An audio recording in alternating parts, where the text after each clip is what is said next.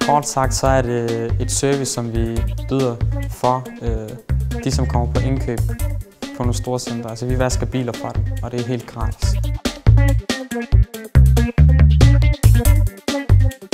Formålet er, at de skal spare tid, så de ikke venter i køen ved Shell eller nogle andre steder. Men de sparer tid på den måde, at de går ind og handler, og vi vasker bilen for dem. Og lige så snart de er kommet ud, så er de klar til at køre hjem med en ren bil. Jeg hedder Mujahid, og jeg er direktør. Jeg hedder Bajdam. Jeg står for promotion og sekretariatet. Jeg hedder Abu, og jeg arbejder med PR. Jeg hedder Mehmet, og jeg er personalchef. Jeg hedder Mohammed, og jeg er salgschef. Jeg hedder Sia, og jeg er IT-chef. Wash.